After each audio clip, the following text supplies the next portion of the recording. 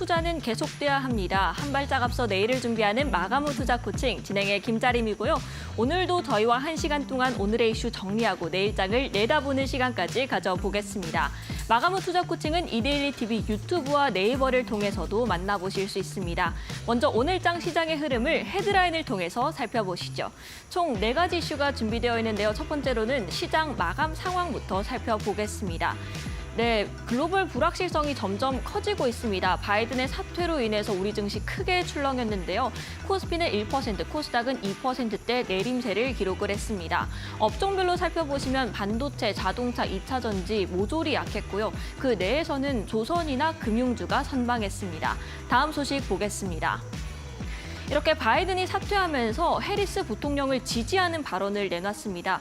실제로 이 미국 대선 민주당에서 가장 유력한 대선 후보로 떠오른 게 바로 이 해리스 부통령이 되겠는데요. 과거에 대마 비범죄를 추진한 이력으로 인해서 마리화나 관련된 종목들 그리고 남북 경협주들까지 시장에서 주목을 받았습니다. 우리바이오, 아이큐어, 메디콕스 등을 들 수가 있겠는데요. 다만 대부분의 종목들이 윗꼬리를 달면서 상승분을 반납한 채로 마감이 됐습니다. 8월까지는 이 후보 선출이 완료가 되어야 하는데 대의원들이 최종적으로 해리스 손 들어줄지 살펴보시고요. 다음 소식 보겠습니다.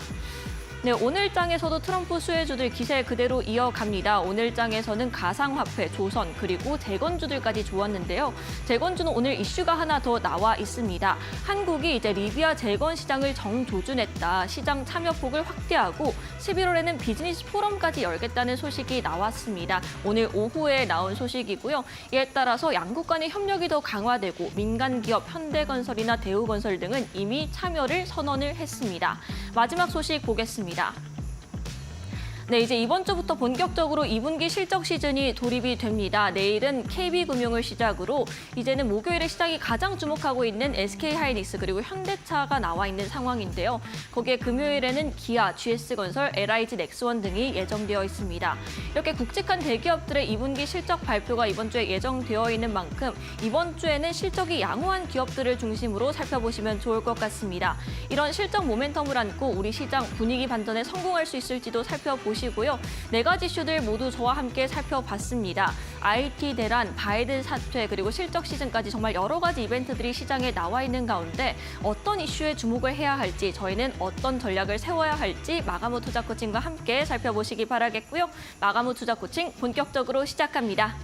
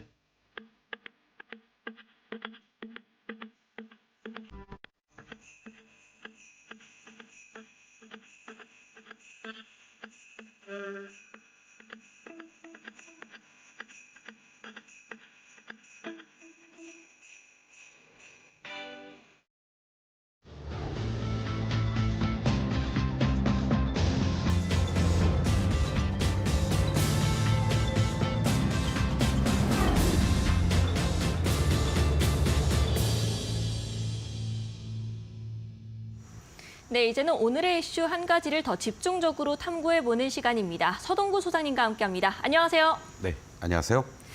소장님 오늘 날씨도 꿀꿀한데 우리 시장도 딱 그래요. 그렇습니다. 사실 오늘 날씨는 비가 좀 내리다 그치다 했는데 우리 시장은 뭐 하루 종일 흘러내리는 듯한 이러한 모습들 막판에 좀 돌려놓긴 했지만은 여전히 외국인들이 좀 어떤 면에서는 거칠게 현선물 시장 쪽에서 매도가 나오고 있다. 네. 이러한 부분들을 중심으로 해서 트럼프 리스크 또는 트레이드 이러한 부분 같이 연관을 해서 오늘 시장과 관련된 얘기를 좀 집중적으로 하면 좋을 것 같습니다. 네, 우리 시장 이렇게 크게 흔들리고 있는 상황 속에서 저희가 앞으로 어떻게 헤쳐나가야 할지 시장에 대한 이야기 더 집중적으로 해보겠습니다. 그럼 오늘의 이슈 바로 화면을 통해서 만나보시죠.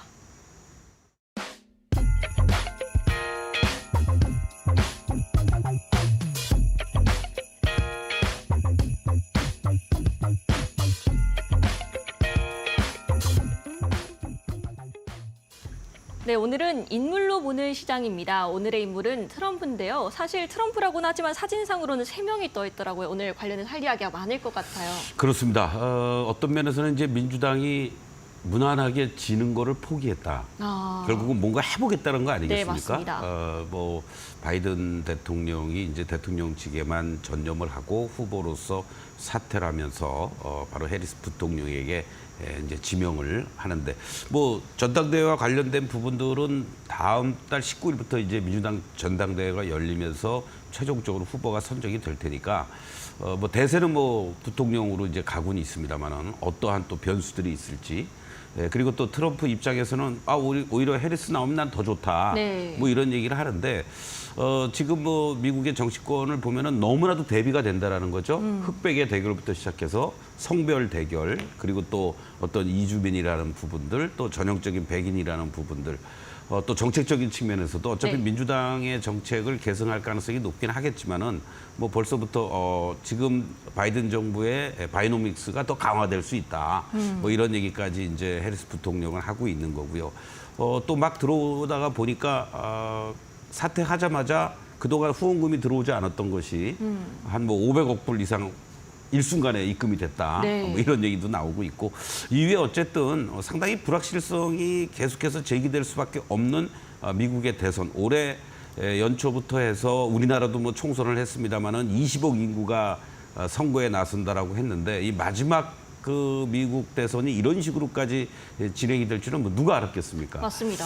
이런 과정에서 뭐 트럼프 피격 이후에 대세론이 되면서 트럼프 트레이드 관련한 종목들 그러다가 또 사실 피격 있기 전에 뭐 어떤 인터뷰 내용 기사라든가 또 그 이후에 여러 가지 발언들을 보면서 트럼프 리스크가 상당히 불거지는 요인으로 우리 시장도 압박을 하고 있고 글로벌 증시 또 아시아 시장 뭐 대만도 그렇고 일본도 그렇고 전체적으로 크게 흔들리는 모습들인데 어떤 면에서는 우리가 이 시점에서 이 트럼프의 리스크와 관련된 부분들을 조금 우리가 세분화해서 그 이면을 한번 우리가 체크해 볼 필요가 있지 네. 않겠느냐 이런 측면에서 여러분들께 이 코너를 한번 좀 준비를 했습니다.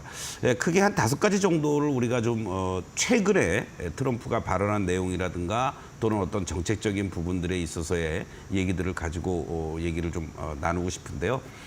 이제 금리 인하라는 부분이 이제 제일 먼저 화두가 되는 것 같습니다. 뭐 인터뷰를 통해서 이건 나온 얘기입니다만은 대선 전에는 금리 인하를 하지 말아라.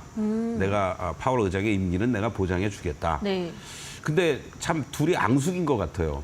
사실은 일기 때도 파월 의장을 내가 해고하겠다.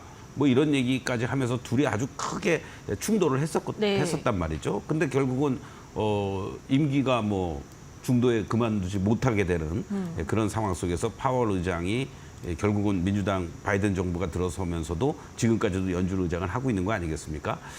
독립성이라든가 중립성이라든가 이런 부분에 있어서 뭐 파월 의장이 임기 이제 2025년 1월에 트럼프가 이제 새로운 만약에 된다 그러면 네. 임기가 시작되는 거고 파월 의장은 이제 그 이후에 이제 퇴임 기준이 소위 이제 남아 있긴 합니다만은 뭐 파월 의장이 다른 연준 위원들도 마찬가지로 지금 모든 흐름은 9월에 금리 인하는 기정사실화되어 있는 거 아니겠습니까? 맞습니다. 혹시라도 7월 말에 FOMC 회의 열리면서 전격적으로 금리 인하를 하지 않겠느냐라는 이런 어떤 움직임들이 나타나고 있기도 한데 뭐 트럼프가 후보자이잖아요. 아직은. 그런 상황에서 9월에 금리 인하 뭐 안 할 수는 없을 것 같고 네.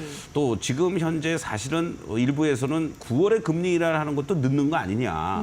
뭐 고용이라는 건 이 시간을 통해서 또 말씀드렸지만은 인플레이션이라는 거는 서서히 내려오지만 고용은 한번 꺾이면은 급격하게 하락을 한단 말이죠. 그런 측면에서 실업률도 9월 달 되면은 실업률이 4.5%까지도 넘어갈 가능성이 높고 여러 가지 이러한 그 정책적인 리스크를 중심으로 해서 본다라면은 신규 고용 창출도 쉽지가 않은 그런 어떠한 흐름들이 되지 않겠느냐. 그렇기 때문에 이 고용이라는 측면만 놓고 본다라면은 일부에서는 금리 인하 시기를 9월로 하는 것도 실기하고 있다. 이런 얘기까지 나오고 있다라는 거죠.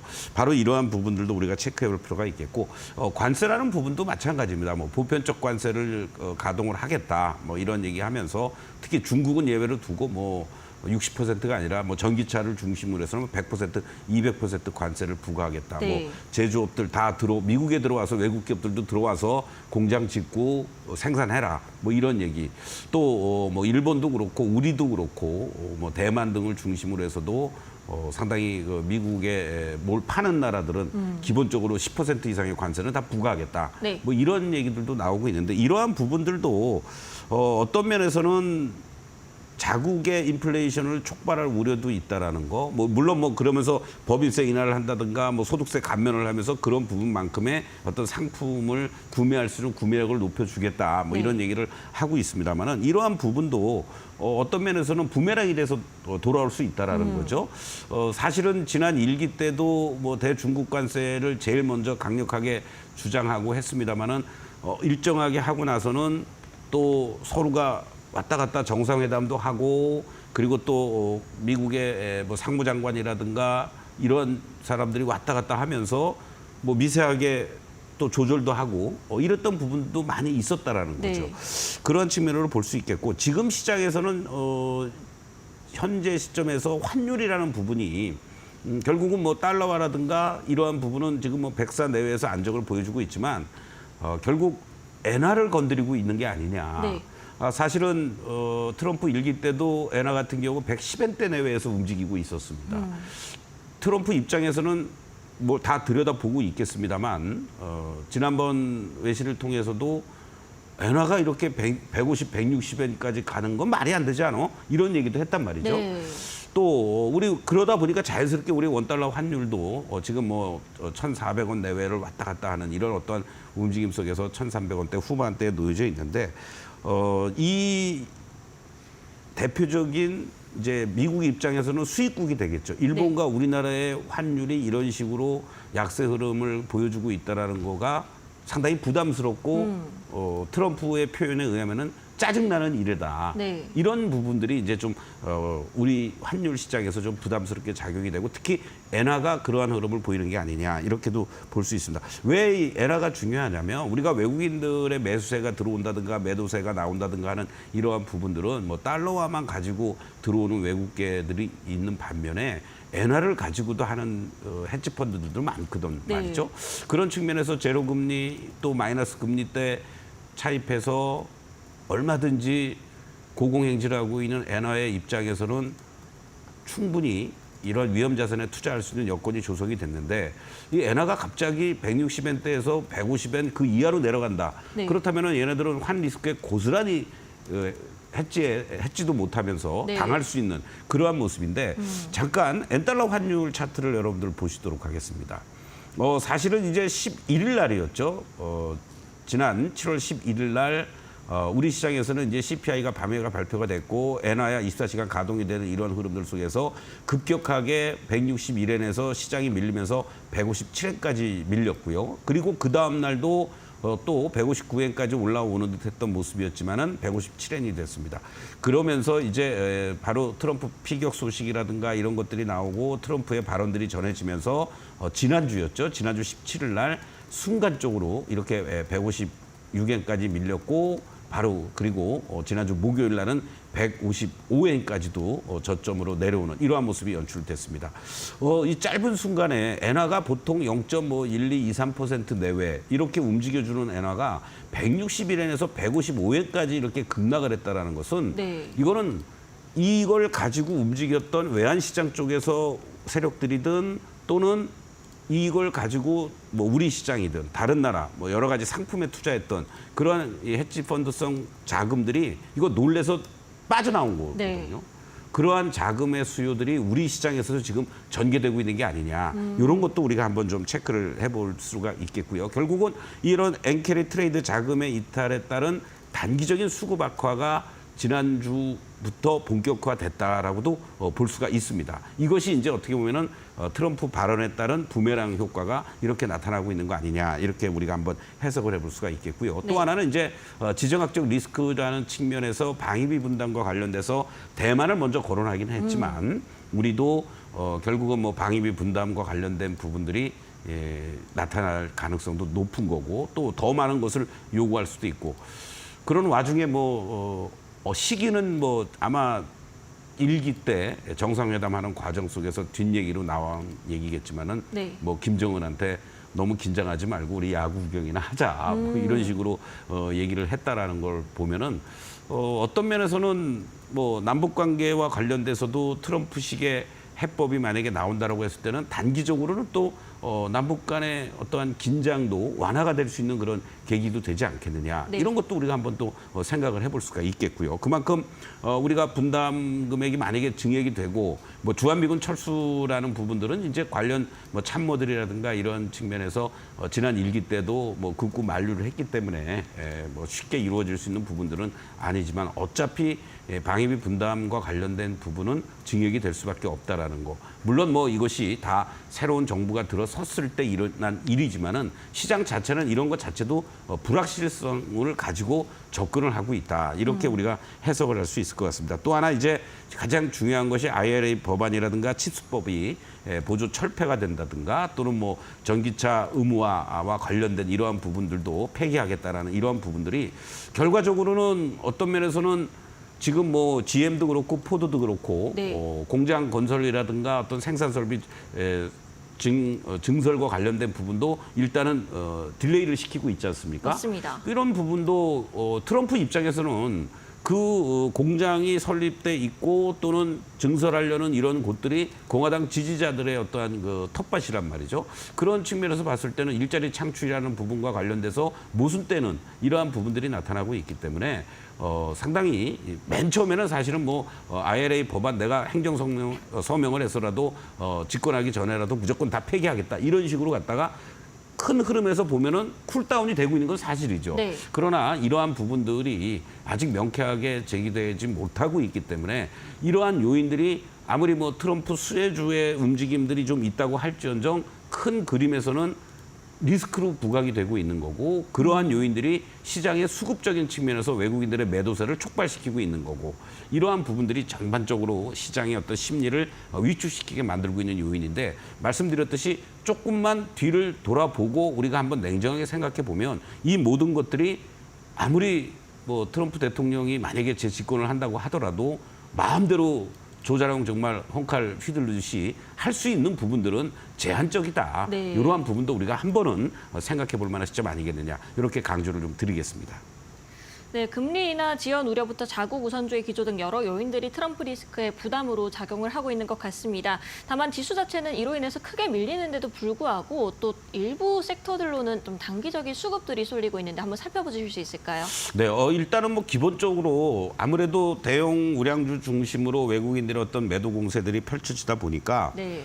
가벼운 종목들 또 그나마 그래도 또 뭔가 이슈가 될 만한 이런 테마성 종목들이 다시 또 움직여주고 있는데 네. 뭐 2천여 개 이상 하락하고 있는 종목 속에서 뭐 한 200~300개 종목이 좀 반등 주고 좀 올라간다고 하더라도 뭐 큰 의미를 부여할 수는 없다. 네. 먼저 이렇게 좀 말씀을 좀 드리겠고요. 외국인들의 수급 악화 개선이 일단은 좀 진정이 돼야 되지 않겠느냐 이런 말씀을 좀 드리겠습니다. 지난 7월 10일 이후에 외국인들의 현선물 매도 공세를 오늘까지를 기준으로 봤을 때는 선물에서만 2조 5천억의 순매도를 보였다라는 겁니다. 네. 그리고 또 코스피 시장 쪽에서도 1조 6천억에 사실 첫째 주까지만 해도 11일 그러니까 둘째 주 정도까지 이 상순까지는 그래도 외국인들의 순매수 기조가 상반기에 24조 원 가까이 매수하면서 그 매수 기조가 이어져 왔단 말이죠. 그런데 이제 이 12일부터만 기준으로 본다라면은 1조 6천억의 순매도를 보였고 또 코스닥 시장에서도 뭐 크게 매수한 것도 없었고 매도도 안 하면서 한 2천억 정도를 매수했다가 오늘 이 시간 현재 기준으로 보면 한 900억 정도의 순매도로 전환이 됐다라는 거. 네. 결국 지금 다시 한번 또 외국인들의 현선물 쪽에서의 움직임들이 투기적으로 전개되고 있는 게 아니냐. 이러한 부분도 우리가 한번 생각해 볼 필요가 있을 것 같습니다. 그러니까 외국인들의 어떠한 움직임들을 여러분들이 보시면 지난번 구간에서 6월 달 만기 이후에 외국인들의 공격적으로 들어오는 이런 어떤 흐름들 속에서 삼성전자와 연계되는 흐름들이 나타났잖아요. 네. 그런데 6월물 만기 이후에 삼성전자가 결국은 88,000원까지 그냥 쉽게 가버리는 흐름이 나타났었습니다. 그러니까 사실 그것도 비정상적인 거라고도 볼 수 있는 거겠죠. 결국 지금 시장에서는 또 일정하게 선물 시장에서 끌고 왔던 것들을 청산하는 움직임들이 자연스럽게 나타나고 있는 게 아니냐. 네. 이렇게 여러분들 한번 보시면 좋겠는데요. 자, 선물 시장의 모습을 여러분들 잠깐 좀 보시도록 하겠습니다. 그러니까 뭐 복잡하게 제가 설명드리려는 게 아니고 선물의 차트를 한번 보시면서 참고를 해주셨으면 좋겠다라는 겁니다. 만기 이후에 현재 시점에서만 놓고 본다라면은 외국인들은 이 360에서부터 결과적으로는 402포인트까지 끌고 올라왔다라는 거죠. 이러한 그 흐름들 속에서 크게 보면은 40포인트를 끌고 올라온 겁니다. 네. 그리고 급격하게 402포인트에서부터 이 382포인트까지 단숨에 이렇게 빼버린 겁니다.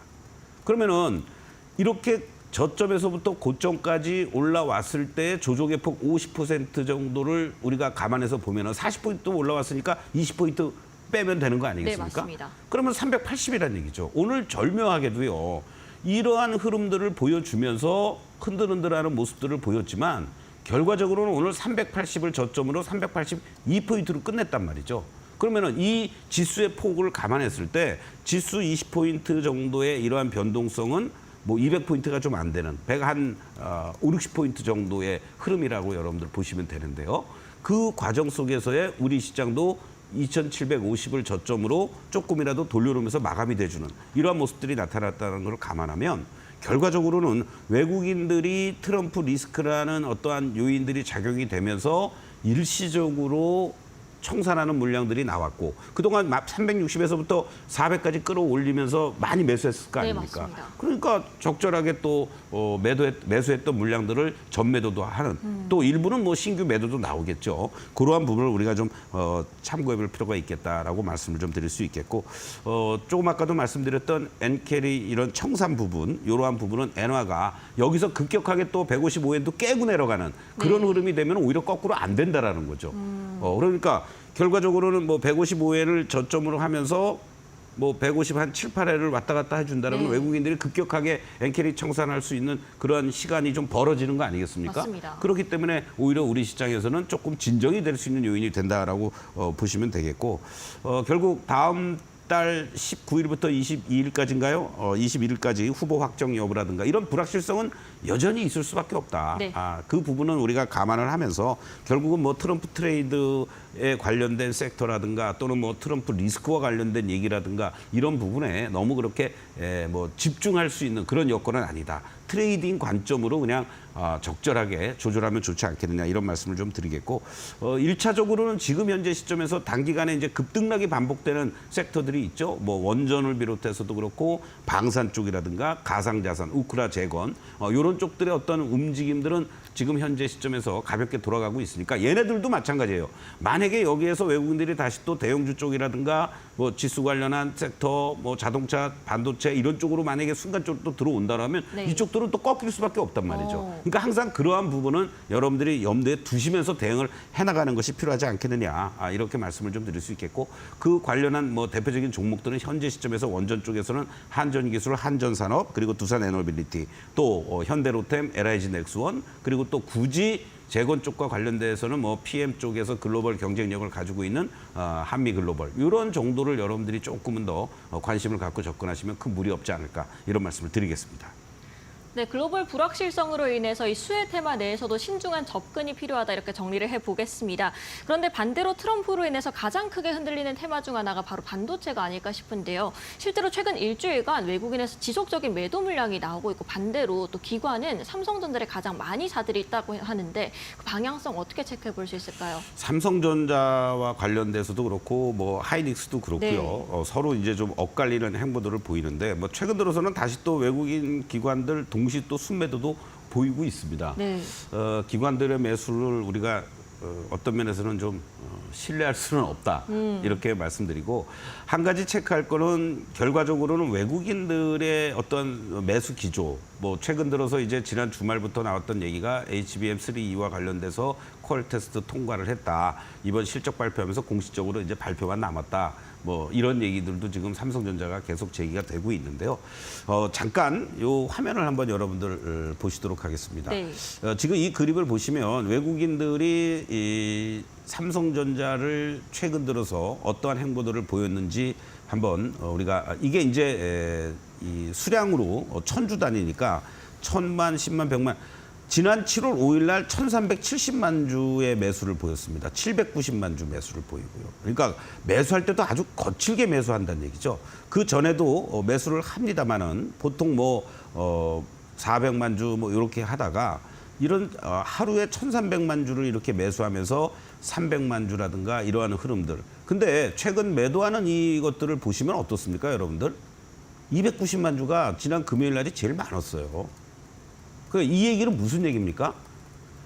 삼성전자를 중심으로 해서 들어올 때는 강력하게 들어오지만 지금 삼성전자를 무슨 뭐 몇천만 주씩 매도 때리는 게 아니란 얘기죠. 네. 바로 이제 이런 부분들은 일정하게 외국인들이 단기간에 선물 쪽에서 연계됐던 그러한 움직임들, 뭐 한 360만 주 매도 나온다든가, 뭐 100만 주, 290만 주, 뭐 이런 정도의 어떤 매도에 그치는 이러한 것들도 여러분들이 좀 염두에 두신다면 지금의 이렇게 급격하게 하락하고 있는 뭐 삼성전자가 됐든 하이닉스가 됐든 또는 현대 기아차 일정하게 이제 하방을 잡을 수 있는 자리로 왔다라는 거죠. 그러한 부분들을 염두에 두시면서 최소한도의 반등은 이제 나올 자리가 됐지. 여기서 뭐 삼성전자가 이제 뭐 완전히 다시 또 8만 원을 깨서 7만 원대로 가고 그러는 거는 아니다. 네. 이렇게 여러분들 좀 진정을 하면서 조금은 한 번만 더 뒤집어 보면서 시장을 바라보고 판단했으면 좋겠다. 이렇게 말씀을 좀 드리겠습니다.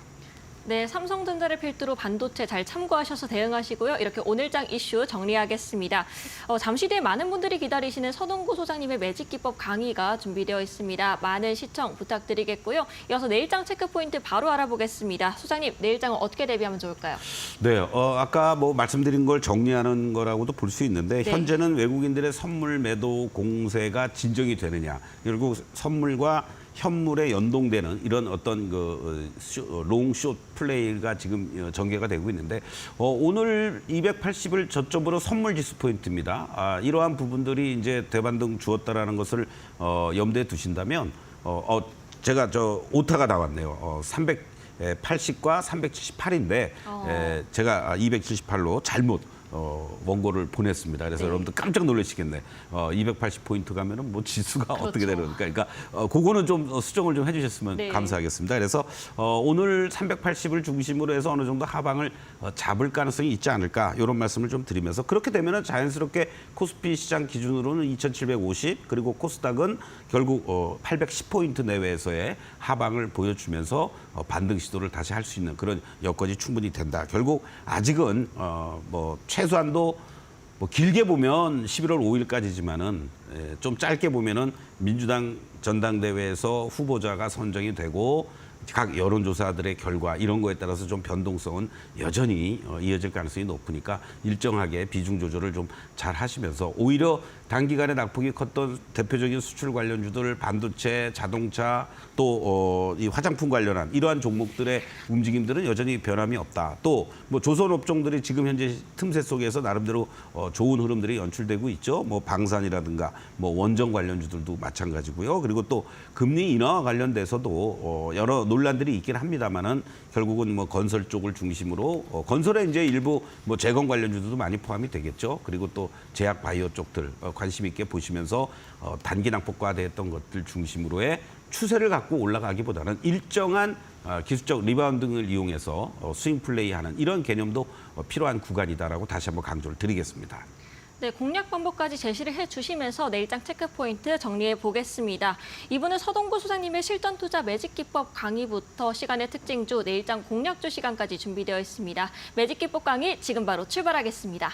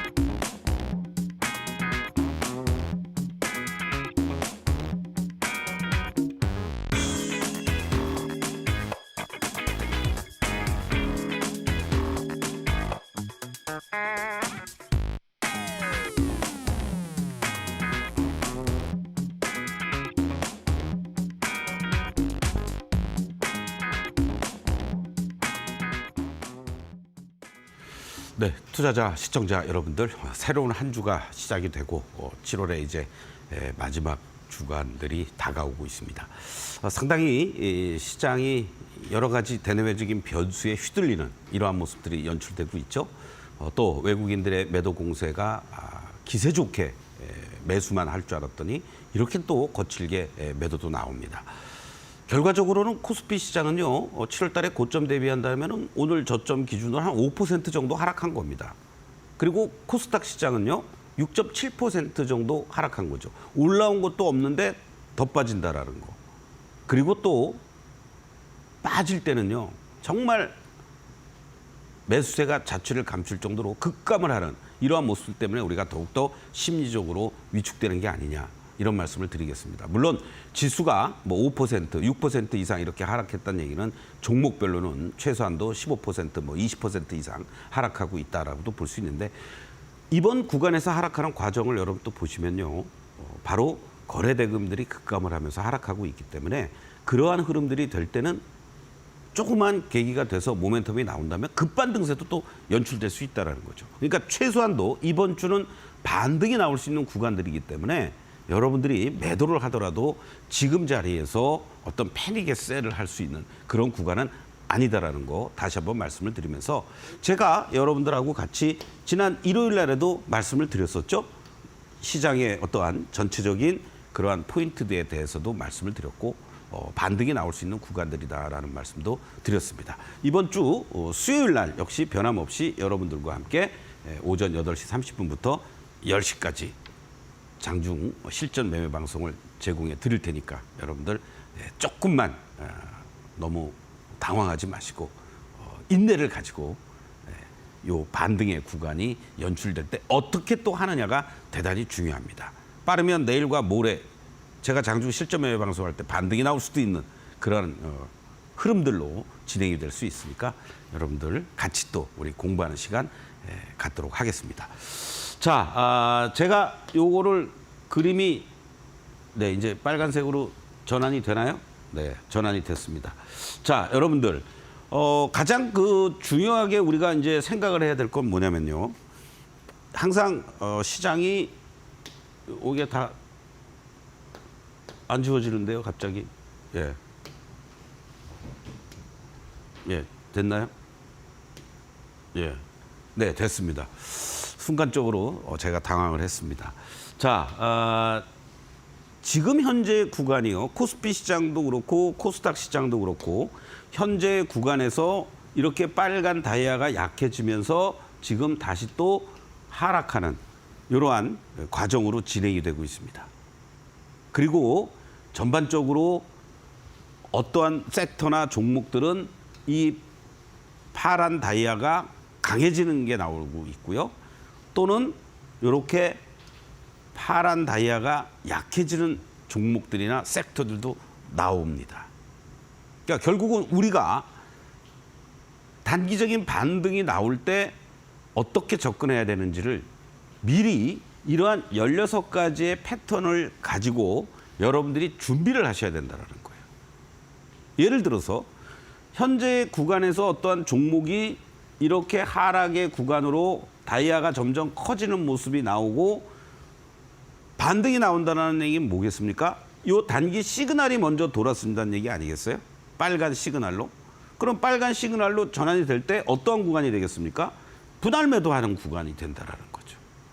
그리고 만약에 시그널이 계속해서 빨갛게 유지가 되는 흐름이라면은 일정하게 홀딩하고 저점에서 올라올 때까지 기다렸다가 그리고 이렇게 꺾이는 시점이 될 때 적극적으로 매도할 수 있는 그러한 흐름으로 진행을 해야 된다는 얘기고 그리고 이렇게 빨간 다이아가 잘 가고 있는 종목 아무래도 중소형 개별 종목들이라든가 뭐 일부 테마주들 뭐 바이오 쪽이라든가 그리고 재건 관련한 종목들이 뒤늦게 이제 또 갑자기 이렇게 올라오는 과정들이 나타나고 있는데요.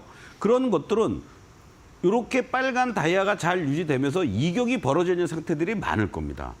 그러면은 쫓아가지 마시고 이렇게 빨간 시그널이 유지가 되는 구간에서는 적절한 익절도 하시면서 그리고 이격이 좁혀질 때 시그널이 파란 시그널이 될 때 분할 매수하거나 파란 시그널이 지속이 될 때는 매수를 보유하고 있다가 다시 또 빨간 시그널로 전환이 될 때 매수할 수 있는 이런 타이밍을 잡아야 된다는 거죠. 또 저렇게 빨간 다이아가 잘 유지되고 있는 종목 중에 대표적인 게 조선업종. 오늘 여러분들하고 같이 공부하려는 종목이 바로 삼성중공업입니다. 이 삼성중공업은 제가 2월 말에 여러분들에게 말씀을 드리면서 7,000원대 여러분들 올 연말 제가 올 연말 또는 뭐 내년까지도 갖고 가볼 만한 대표적인 종목 제가 7월 달에 삼성바이오로스 같은 종목도 대표적으로 말씀을 드렸죠. 오늘 같은 장에서도 최근에 흔들리는 장에서도 전혀 흔들림 없잖아요. 이러면서 제가 여러분들께 삼성중공업을 말씀을 드렸던 겁니다. 이 2월 27일 날 말씀을 드리면서 여러분들이 2월 28일 날 7,610원을 저점으로 하면서 공략해 들어갈 수 있는 이런 타이밍들이 됐고 1차 목표가, 2차 목표가 11,000원까지 돌파한 이후에 여러분들께 지난 목요일 날 주간 핫 베스트 시간에 13,500원으로 3차 목표가를 제시해 드린다고 했습니다.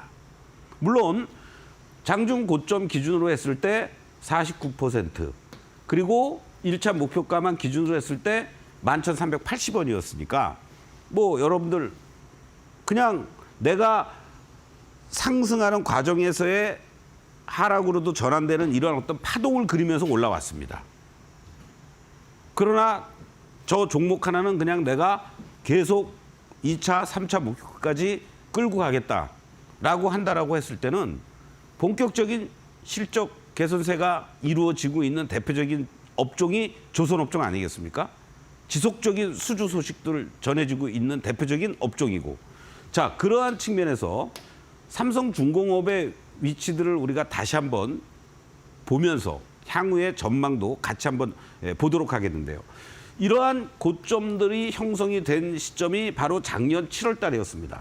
그 이후에 이렇게 이중바닥을 만들어주고 고점 돌파가 이루어지니까 다음 단계 진입을 했고 조정 이후에 이 저항의 자리가 지지선으로 바뀌었다는 얘기죠. 그리고 돌파 시도가 이루어지니까 안정적인 상승 기조를 잘 유지해주고 있는 대표적인 섹터이면서 대표적인 종목이다. 이렇게 우리가 구분을 할 수 있고요. 이 캔들의 모습들로 보시면 중간중간에 이렇게 오버슈팅 되거나 언더퍼폼하는 이러한 모습들도 나타납니다만은 결국은 이 추세를 잡고 돌파해주는 모습들이 나타난다는 거죠. 지난주 여러분들께 제가 말씀을 드리면서 절대 쫓아가지 마세요. 매수할 기회 충분히 줍니다. 이런 말씀을 드렸어요. 당연히 여기서 일정하게 이익 실현하는 자리들이 나오는 거고 오늘 같은 날 충분히 여러분들이 매수할 수 있는 타이밍 주는 거죠. 그렇게 공략을 하시면 됩니다. 그리고 전혀 전량 여기 구간들처럼 전량 매도할 자리들이 있나요? 이렇게 일정하게 일부 이익 실현하고 전량 매도하는 구간들은 시그널이 지속이 되면서 파란 다이아로 전환이 됐을 때 그리고 이런 자리에서 다시 또 매수하는 이렇게 계속 출렁출렁하면서 파동을 그리면서 앞으로도 갈 수 있다. 그렇게 여러분들 이해하시면서 접근해 주시면 되겠습니다. 자, 내일 여러분들께 공략해 볼 만한 종목은 잠시 후에 말씀드리겠습니다만은 작년 말에 구글로부터 투자 위치를 했고 구글 하면은 어디겠습니까, 여러분들? 유튜브잖아요. 그렇죠? 네. 이런 어떠한 협업과 관련된 이러한 부분에 있는 그러한 종목입니다. 큰 파동으로 상승 이후에 조정이 어느 정도 이제 마무리가 될 수 있는 그런 구간에 있는 종목. 바로 이 종목을 잠시 후에 여러분들과 함께 하도록 하겠고요. 그리고 돌아오는 수요일 날 여러분들과 함께 아침 8시 30분부터 10시까지 장중 실전 매매 방송. 그리고 또 일요일에도 변함없이 여러분들과 함께 주간 증시 전망대 함께 진행하고 있으니까 여러분들 매매해 놓으셨다가 수요일 날 장중 실전 매매 방송에서 다시 뵙겠습니다. 잠시 후에 다시 뵙겠습니다.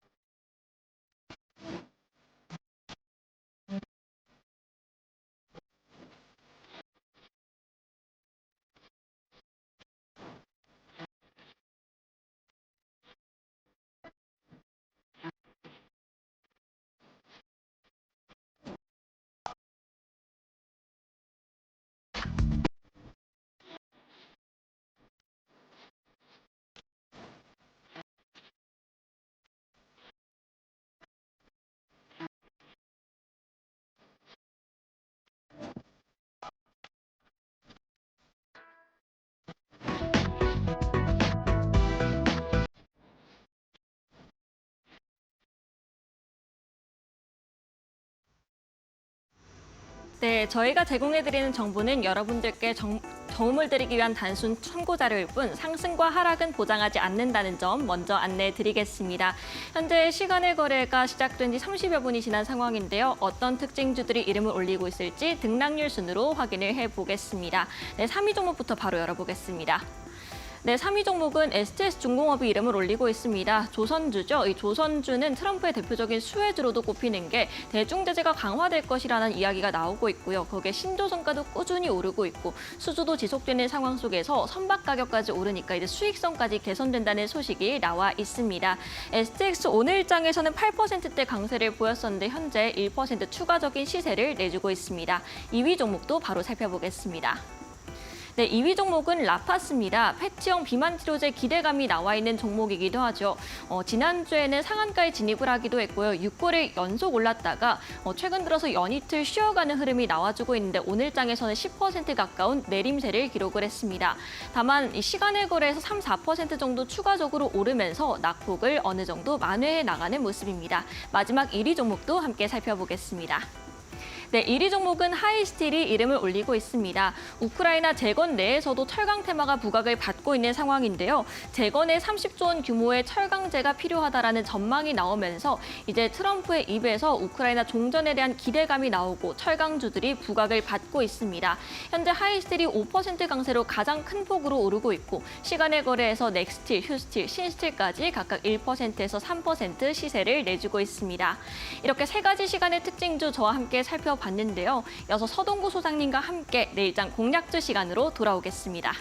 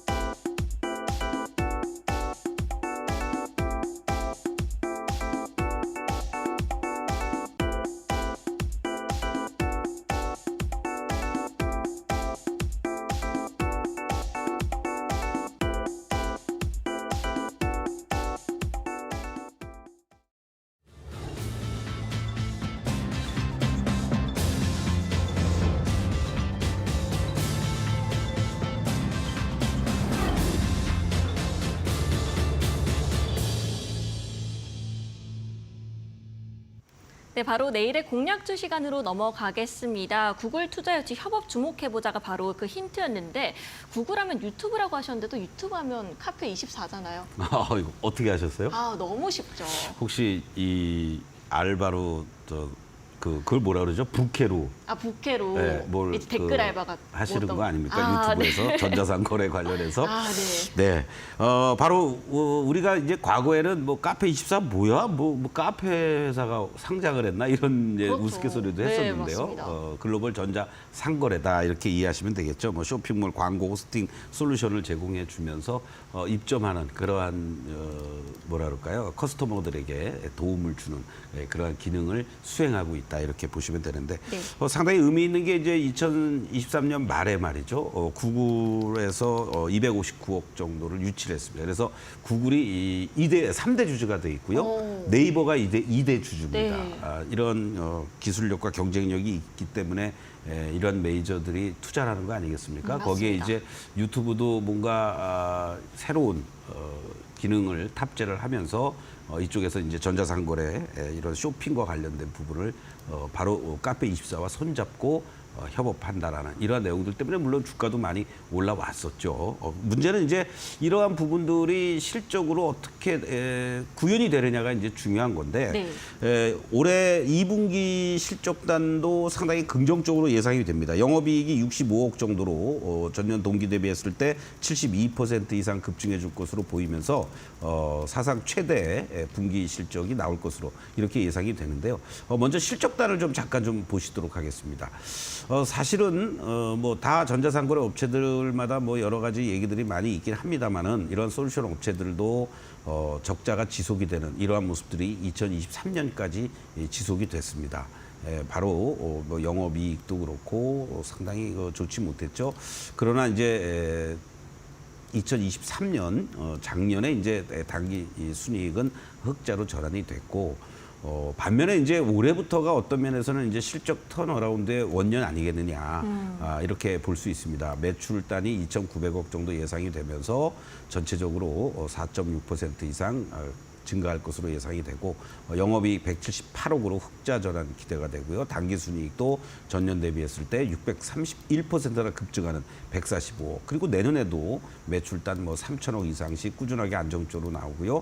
또 영업이익도 259억 그리고 409억 이런 식으로 40에서 50% 정도 증가할 것으로 이렇게 전망이 되면서 네. 이제 제대로 된 실적단의 궤도에 올랐으는 게 아니냐 이렇게 우리가 이제 전망을 해볼 수 있습니다.